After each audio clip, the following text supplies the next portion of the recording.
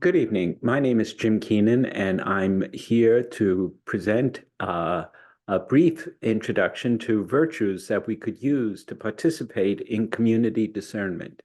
Virtues to use for participating in community discernment. I do a lot of writing on virtues and on ethics, and I'm hoping that these 20 minutes or so that I offer you will be a time that will be very helpful.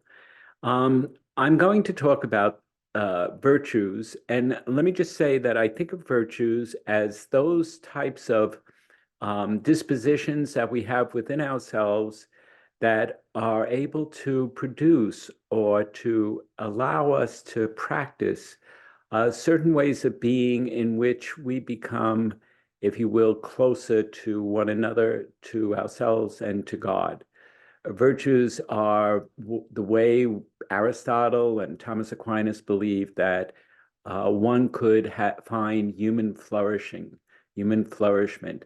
In other words, I grow in virtue enables the possibility that we can grow in virtue.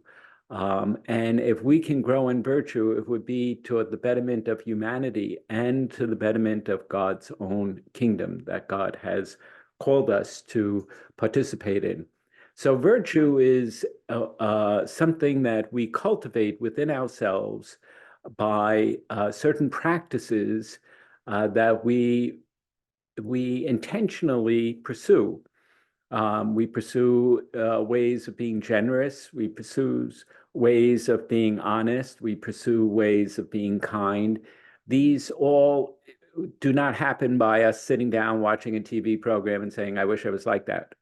Rather, it requires us to finally just engage in some practices, engage in some ways of being in which routinely we practice generosity or kindness. Routinely we're hospitable, such that there becomes what we call a second nature. So when I'm talking about virtues, I'm talking about practices that become embedded in us in such a way that we continually generate them. So the virtues I want to talk about for communal discernment are humility, prudence, charity, justice, fidelity, and self-care. So I'm going to try to cover each of these. So that's humility, prudence, charity, justice, fidelity, and self-care. And I'll do more in the beginning on these earlier virtues like humility and then prudence and then charity than I will on justice, fidelity, and self-care, because I think that the real key ones are these first three. So humility, Aquinas uses humility, but it's really Augustine that put humility on the map. Augustine, when asked, what is the first virtue, said it's humility. And when asked what was the second virtue, he said humility. And asked what was the third virtue, said it's humility. He thinks that the entire foundation of the virtuous life is being humble. I argue that humility is basically knowing your place in God's world. It's realizing that the world in which we live is something that's been given to us. It's not, if you will, something that we created.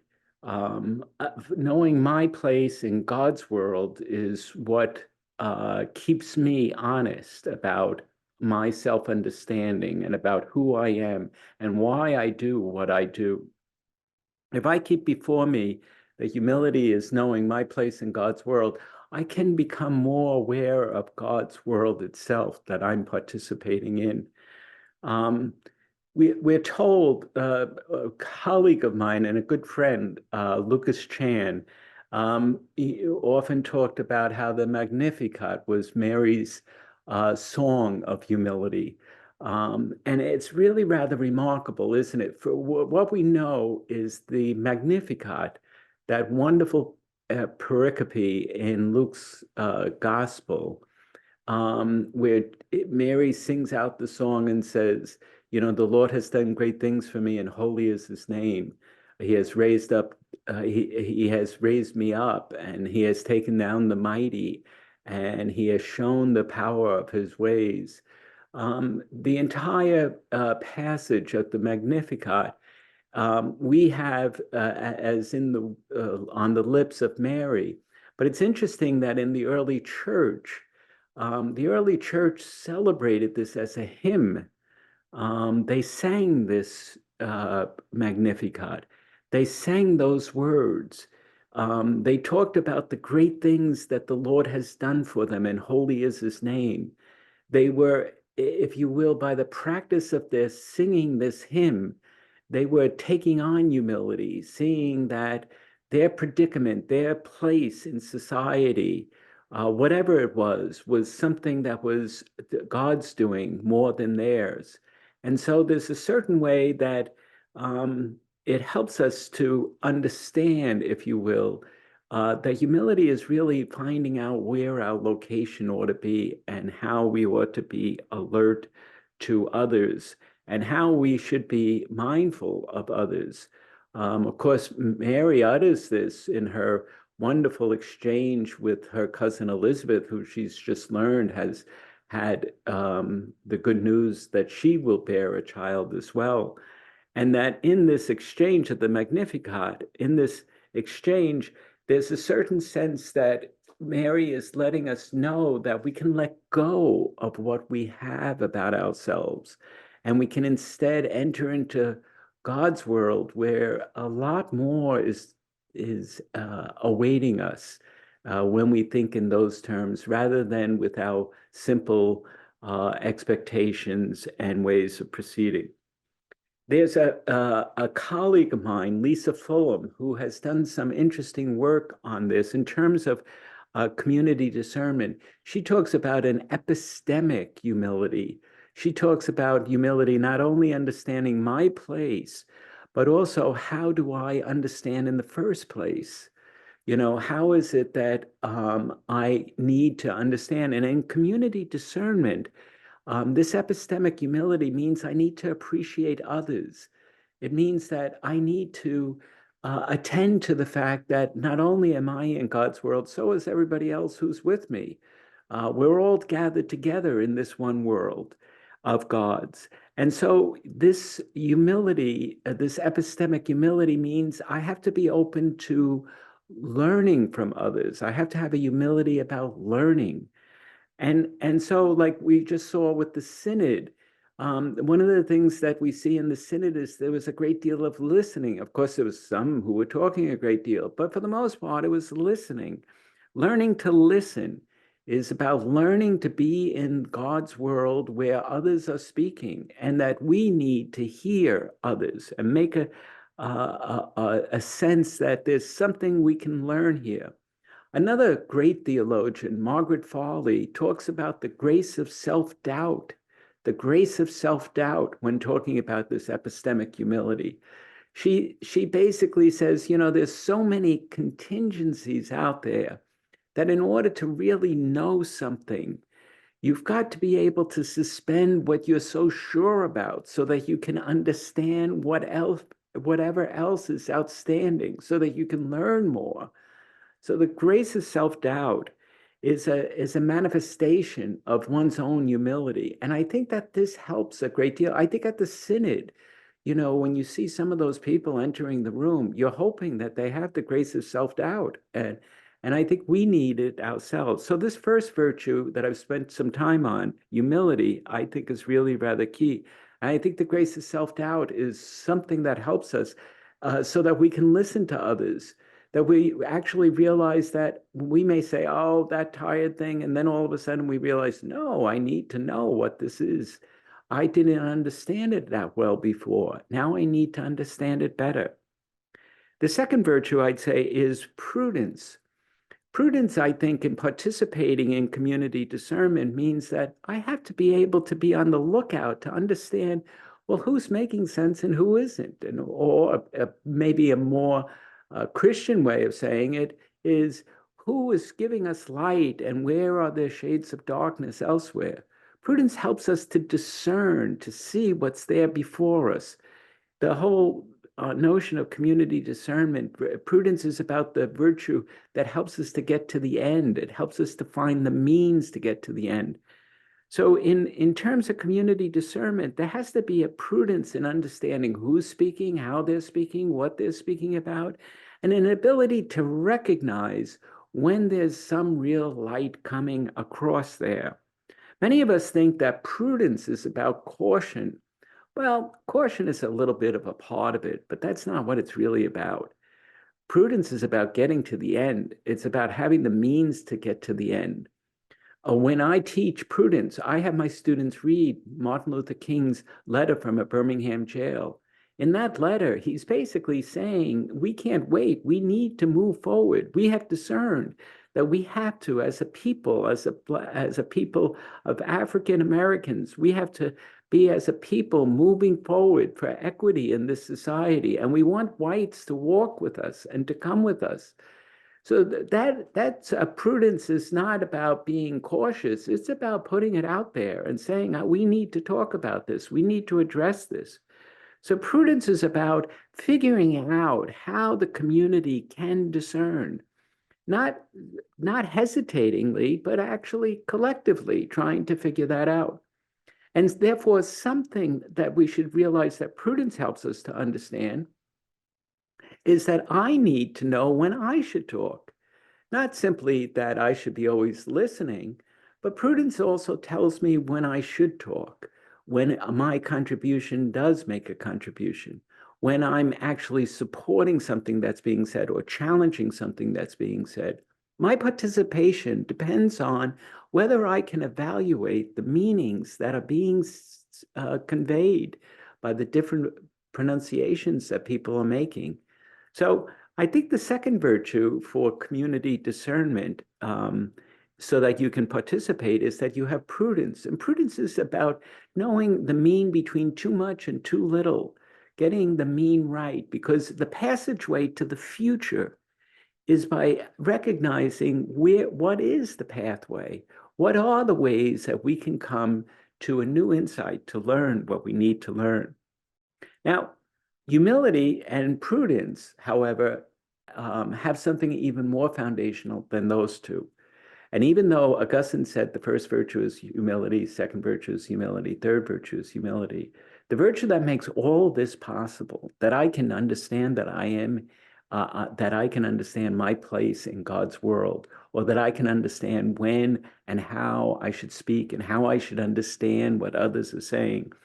The third virtue is really the most important, and that's charity. When Thomas Aquinas talked about charity, he talked about it in one simple phrase: union with God. I love that expression, union with God.